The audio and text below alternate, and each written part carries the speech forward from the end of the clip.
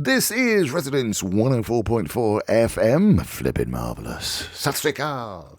Salam alaikum. Naramushka. All right, Bab. Ambinya.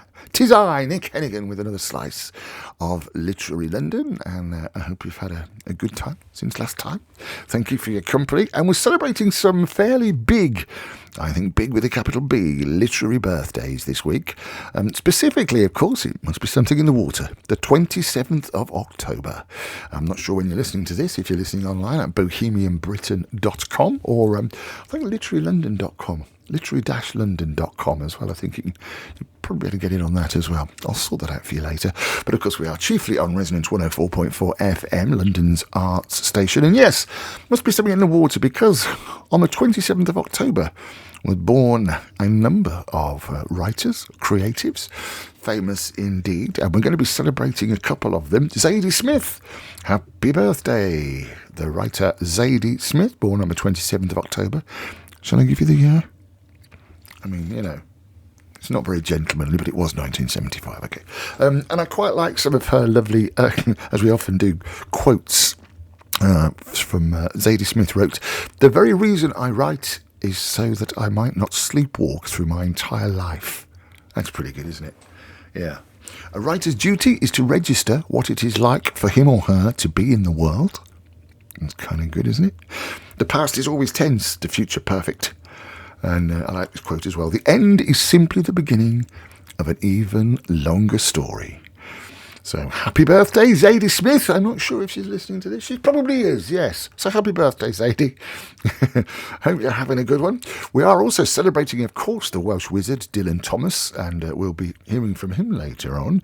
But I also mention, of course, another person who was born on this day, or I should say at least the 27th of October, was the American writer Sylvia Plath. She was born on the 27th of October, 1932, very sadly took her own life on the 11th of February, 1963. She was, of course, married to the poet Ted Hughes as well. And we're going to look at some of her work. And in fact, I've got her reading one of her poems coming up in a mo. I quite like this. She wrote, "Dying is an art like everything else. I do it exceptionally well. I do it so it feels like hell. I do it so it feels real. I guess you could say I have a call." Yes, and some of her quotes, of course, are even more poignant, really. Sylvia Plath, she wrote, "Let me live, love, and say it well in good sentences." I quite like this one. Where is it? Hang on, I've got a note here, something down like that. "The hardest thing is to live richly in the present without letting it be tainted out of fear for the future or regret for the past." That's quite good. This is a good one as well. "I like people too much or not at all." She also, another quote from her, "Kiss me and you'll see how important I am." Yes, she's a very interesting writer. Oh, this was the one, yes. "Nothing stinks like a pile of unpublished writing."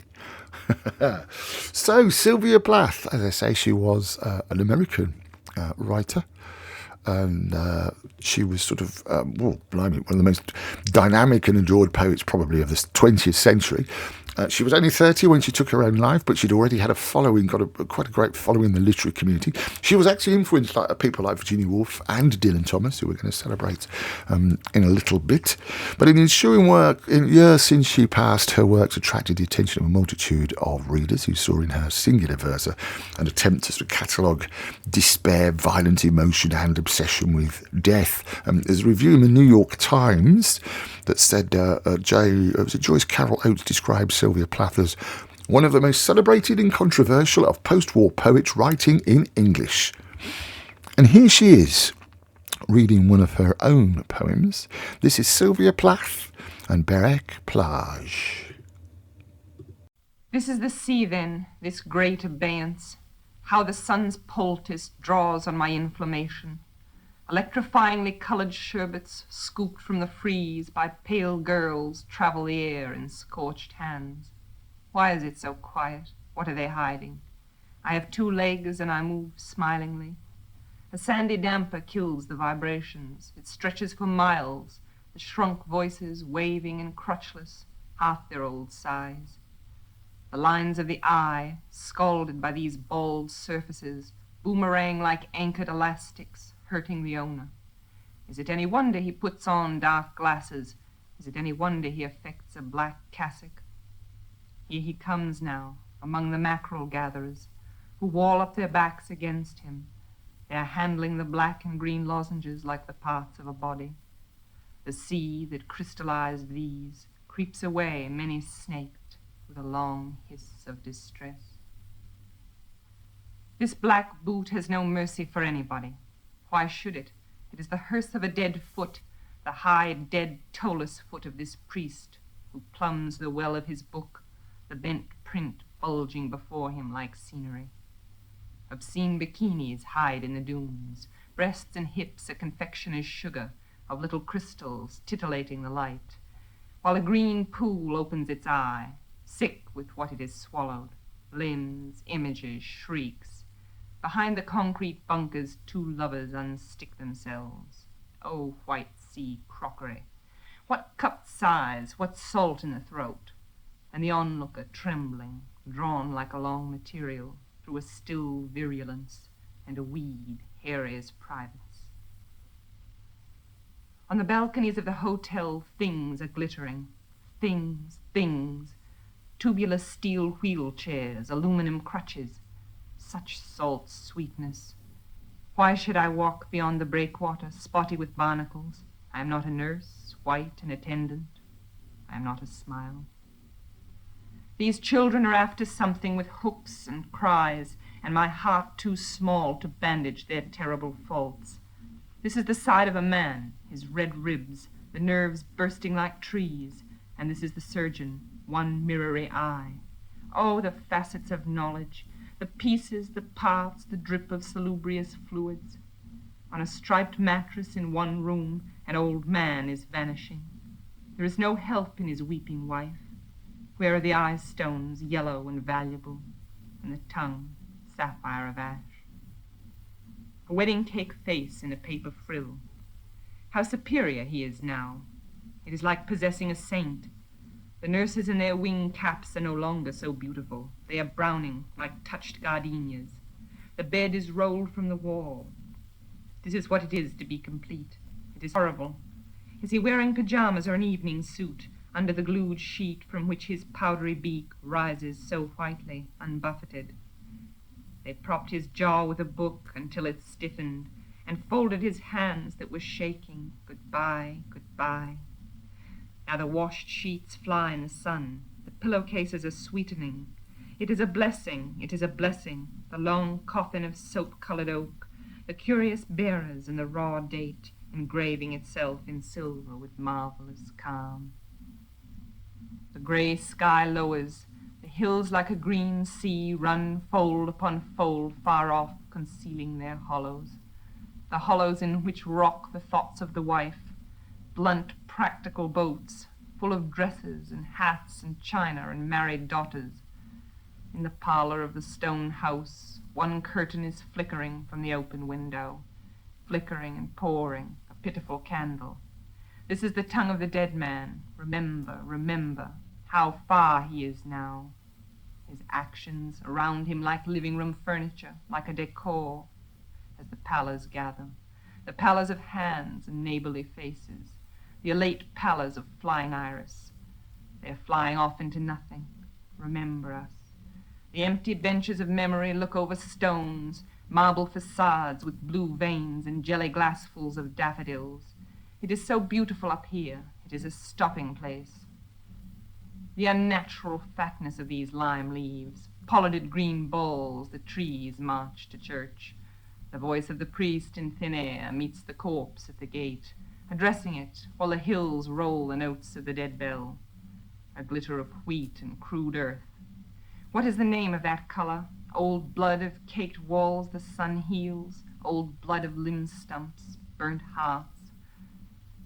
The widow with her black pocketbook and 3 daughters, necessary among the flowers, enfolds her face like fine linen, not to be spread again, while a sky wormy with put-by smiles passes cloud after cloud, and the bride flowers expend freshness, and the soul is a bride in a still place, and the groom is red and forgetful, he is featureless.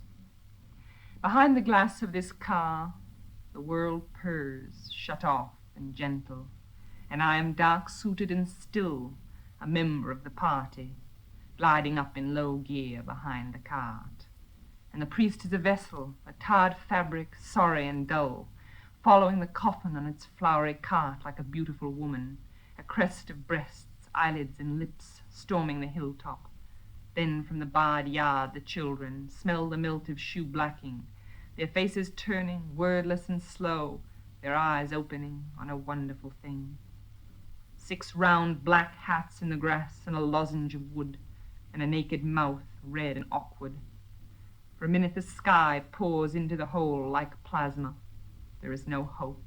It is given up. Sylvia Plath reading her own poem Berek Plage. Yes, a sad story really. On one hand, she was born in 1932 as Sylvia Plath, the daughter of a German immigrant, college professor and one of his students.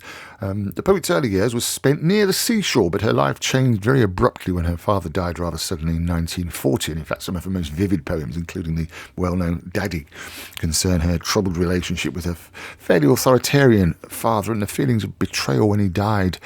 Finances forced the Plath family to move to Wellesley, Massachusetts, where her mother taught advanced secretarial studies at Boston University. Sylvia herself was a gifted student. She won numerous awards and published stories and poetry in national magazines while she was still in her teens.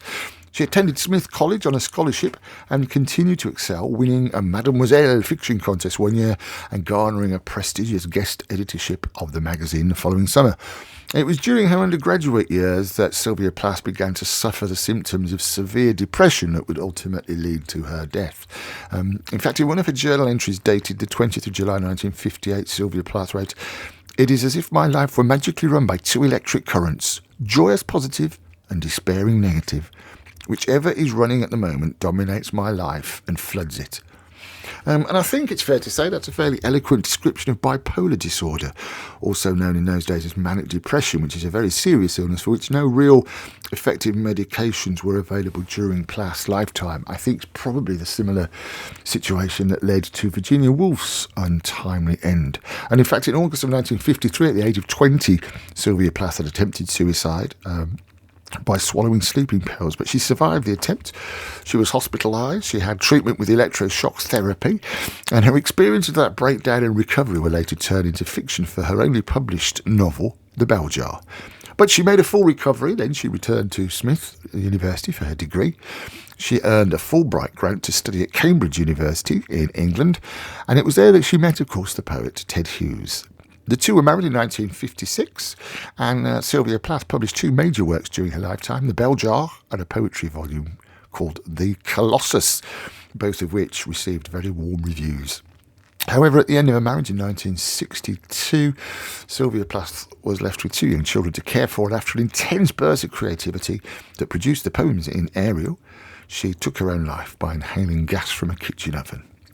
So a kind of a sad end, but a glorious talent, influenced by, amongst other people, Dylan Thomas. It's also a celebration of the fact that Dylan Thomas was born also on the 27th, it must be something in the air, as I say, the 27th of October, the Welsh Wizard. And we've got to hear from him, haven't we? This is Resonance 104.4 FM. I'm Nick Hennegan. It's Literary London. We're also on bohemianbritain.com. And here is The Birthday Boy.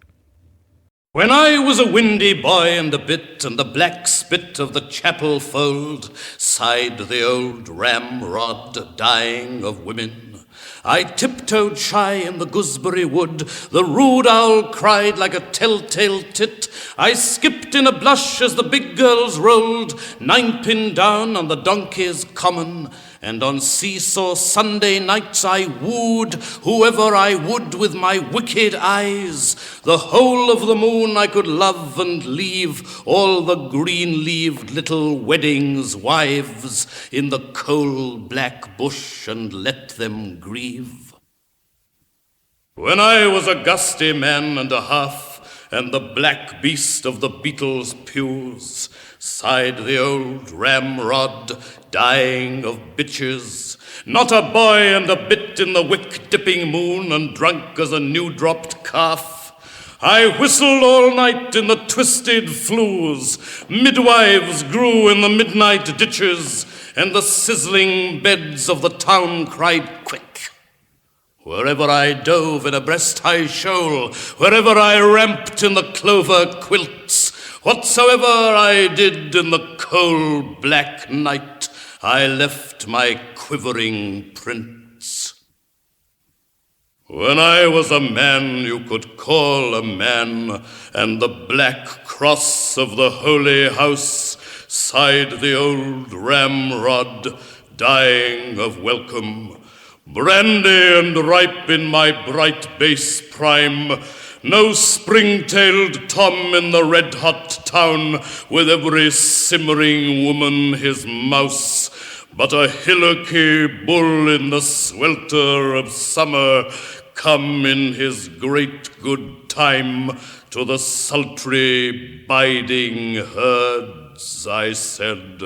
Oh, time enough when the blood creeps cold, and I lie down but to sleep in bed, for my sulking, skulking, coal-black soul.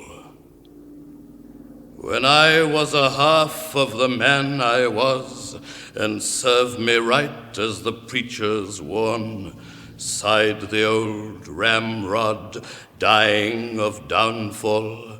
No flailing calf or cat in a flame, or hickory bull in milky grass, but a black sheep with a crumpled horn.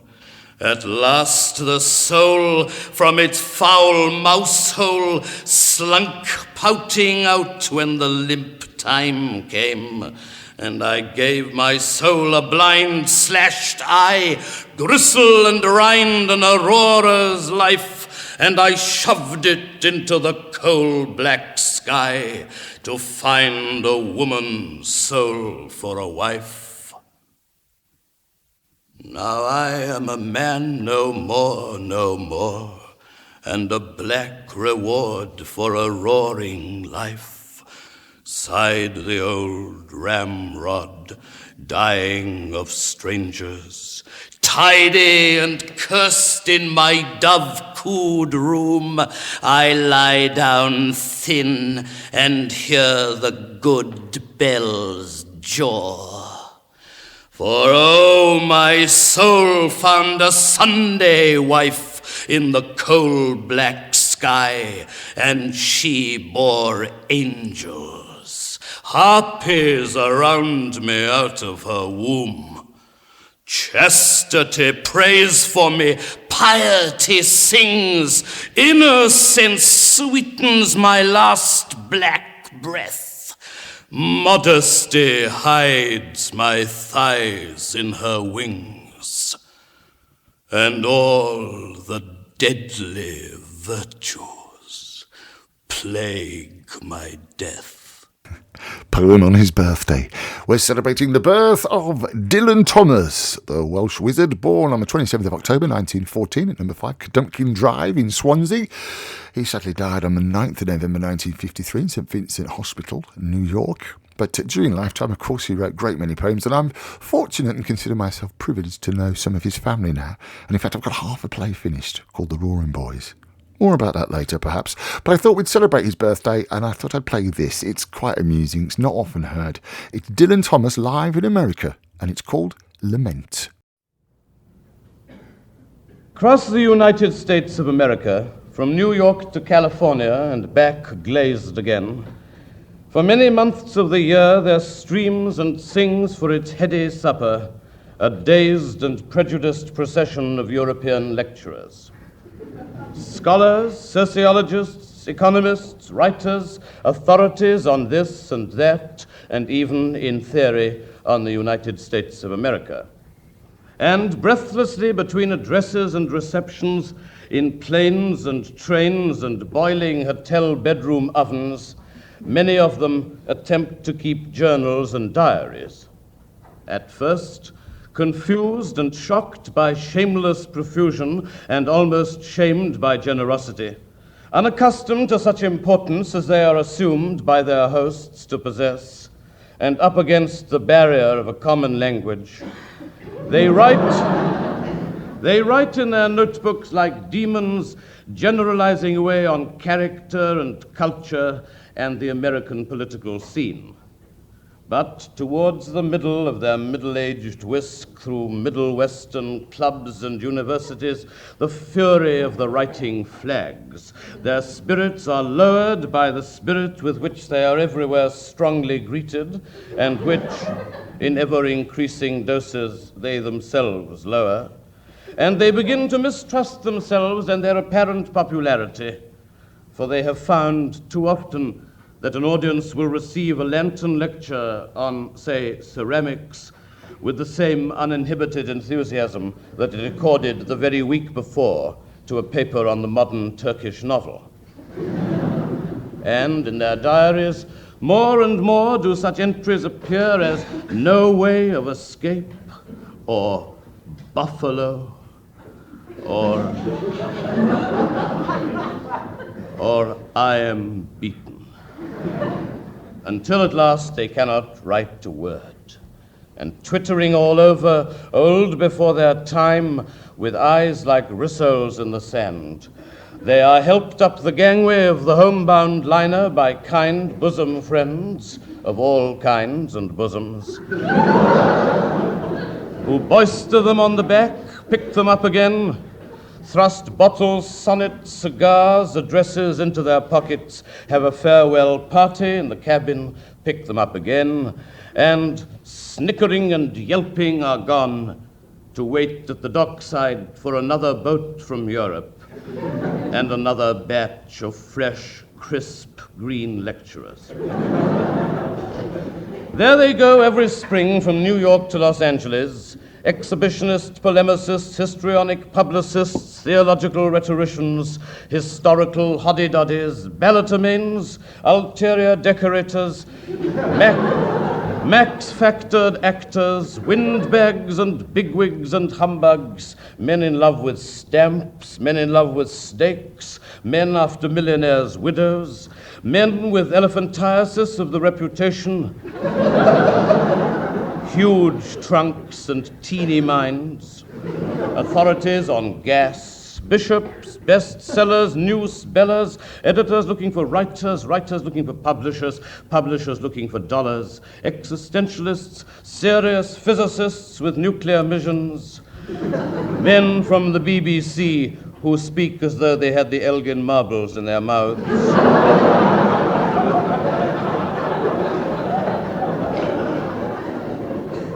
Pot-boiling philosophers, professional Irishmen, very leprechaun-y,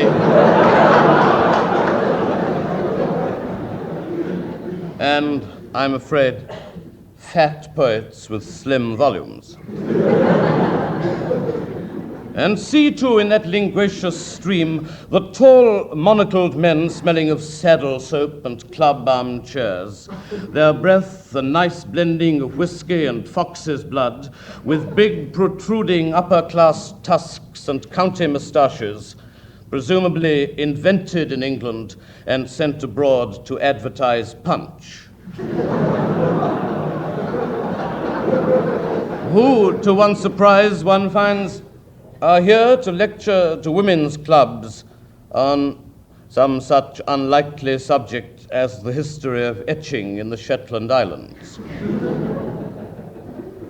And also the brassy, bossy men-women with corrugated iron perms and hippo hides who come self-announced as ordinary British housewives to talk to rich minked chunks of American matronhood about the uniquity of the English health service, the criminal sloth of the miners, the visible tail and horns of Mr. Aneurin Bevan, and the fear of everyone in England to go out alone at night because of the organized legions of cosh boys against whom the police are powerless, owing to the refusal of those in power to equip them with revolvers and to flog to ribbon every adolescent offender on any charge at all.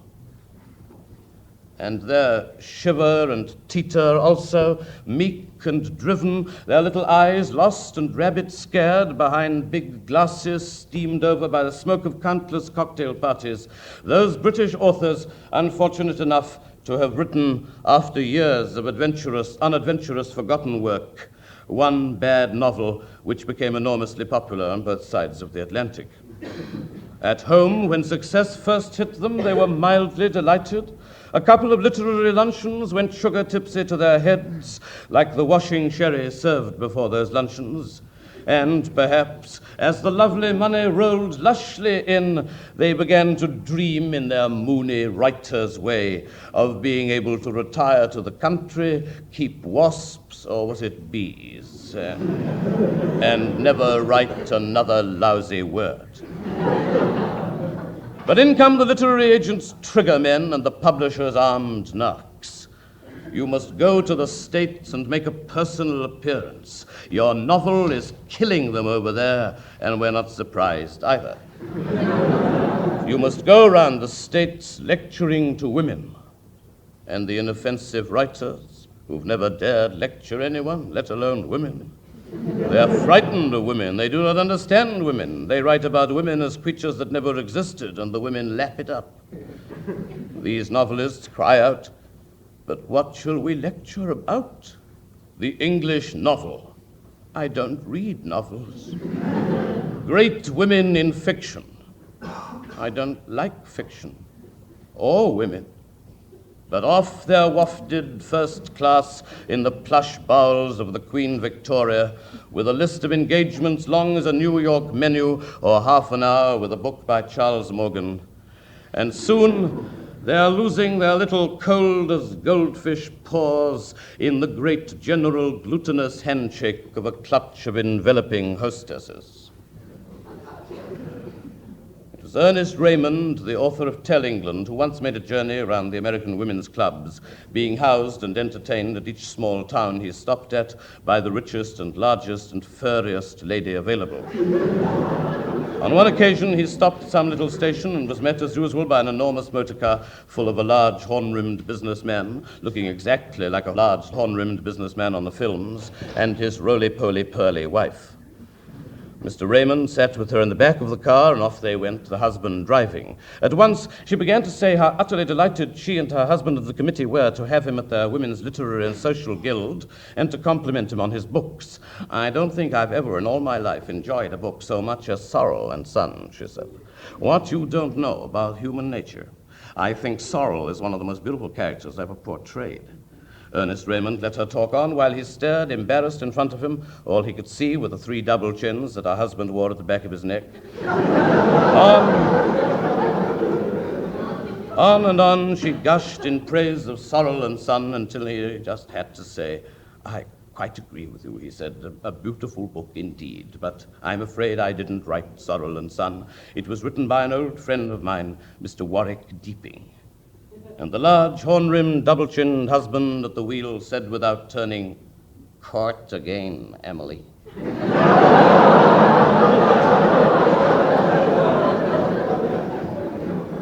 See the garrulous others also, gabbing and garlanded from one nest of culture vultures to another, people selling the English way of life and condemning the American way as they swig and guzzle through it.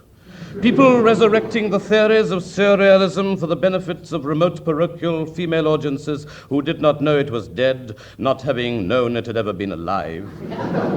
People talking about Etruscan pots and pans to a bunch of dead pans and wealthy pots near Boston.